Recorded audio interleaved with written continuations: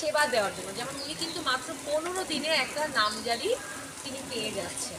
আমাদের 28 দিনের মধ্যে আমাদের দেওয়ার একটা নিয়ম আছে, 28 দিন। সেখান থেকে কিন্তু প্রায় অর্ধেক দিনে নামিয়ে এনে 15 দিনে তাকে কিন্তু আমরা দিতে পারছি। এর কৃতিত্ব কিন্তু আমাদের সহকারী কমিশনার ভূমি এবং তার যে সুদক্ষ টিম এদের। আপনাকে ধন্যবাদ। কি নাম আপনার? এটা আপনার হাজিরা বেগম, আপনার মা, আপনার মায়ের। আচ্ছা, ঠিক আছে। হাত দেন। খুশি তো? তিনি কিন্তু এদিকে ঘুরছেন, ঘুরে কষ্ট পাচ্ছেন এবং আমাদের উপরেও একটা মনোবেদনা রাখছেন। কিন্তু সেটা কিন্তু নয়। এই যে সচেতনতাটা তৈরি করা যে আমার ভূমিটা যতটুকু আছে আমি রেজিস্ট্রেশন করে নেব, আমার নামে নামজারি করে নেব, অনলাইনে ভূমি উন্নয়ন কর্তা দেব, একটা বন্টননামা দলিল আমরা করে নেব। যখন আমাদের ওয়ারিশের সম্পত্তি তখন সেই বন্টননামা দলিলটা আমাদের করাটা বাধ্যতামূলক। এই ব্যাপারগুলো কিন্তু আমরা বুঝতে পারি না, কিন্তু একটা মুশকিলের বিষয় হয়ে যায়। তাদেরকে আমরা বুঝিয়ে বলি, কিন্তু মানুষ বিপদে থাকলে কিন্তু অত সুন্দর করে কথা বোঝার পরিস্থিতিতে তারা থাকেন না। এই জন্যই আমরা চাই যে কীভাবে নিজের জমিটুকু তারা নিজেদের দখলে রেখে এবং কাগজপত্র রেকর্ড সংশোধন যেটা করে সেফ থাকতে পারেন, যাতে করে তিনি এবং তার অবর্তমানে তার ওয়ারিশেরা, তার পরিবারের সদস্যরা সেটা শান্তিপূর্ণভাবে নিষ্কণ্টকভাবে ভোগ দখল করতে পারবেন, সেই বিষয়ক একটা জনসভা আগামী সোমবারে আমরা রেখেছি বিকেল 4টের সময়। আপনারা এখানে যারা আছেন সকলে আমন্ত্রিত।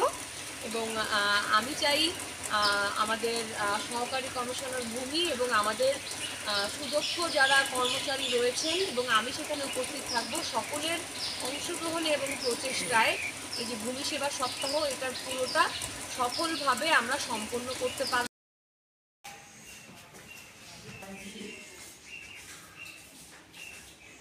আসসালামু আলাইকুম, আমি ফরিদুল ইসলাম পাটোয়ারি, ভূমি সহকারী কর্মকর্তা, ভারপ্রাপ্ত পৌর ভূমিবেশ ফরিদগঞ্জ।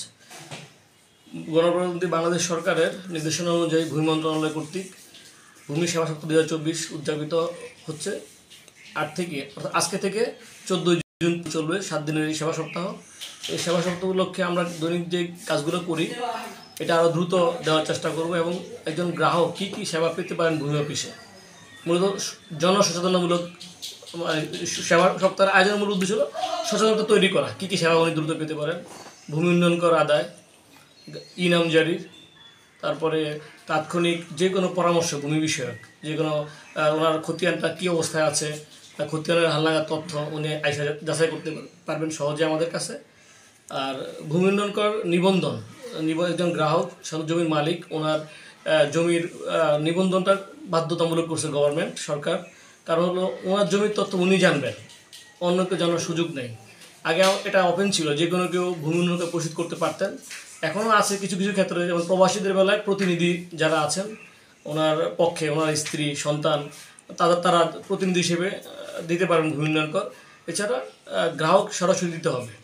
আর বাংলাদেশ সরকার এমন একটা সিস্টেম করছেন, সেটা হলো কি যে আপনি অফিসে না এসেও দেওয়ার সুযোগ আছে। সেটা হলো আপনি যদি আপনার ভোটার আইডি কার্ড দিয়ে খতিয়ানের তথ্য দিয়ে আপনি যদি অনলাইনে আবেদন করেন, আমি এখান থেকে সমন্বয় করে দেব। আপনি ঘরে বসে বিকাশ, নগদ, রকেট বা ব্যাংকের মাধ্যমে লেনদেন করতে পারবেন। এটা সবচেয়ে সহজ কাজ। আর যদি গ্রাহকরা এটা মানে না বুঝতে চান, তাহলে আমার কাছে আসলে প্রথমবার আমি সহযোগিতা করব, এটা আমার দায়িত্ব হিসেবে আমি করে দিই প্রথমবার।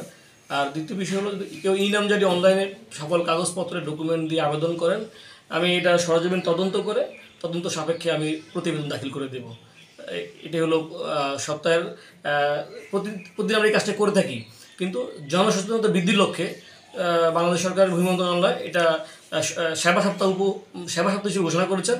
জনগণ যেন আকৃষ্ট হন, স্মার্ট ভূমি সেবা যেটাকে বলে, যে আমার জমি খাজনা আমি দেবো, আমি কীভাবে সহজে দিতে পারি। আরেকটা সুযোগ আছে, ভূমি মন্ত্রণালয় একটা হটলাইন নাম্বার চালু করেছেন 16122।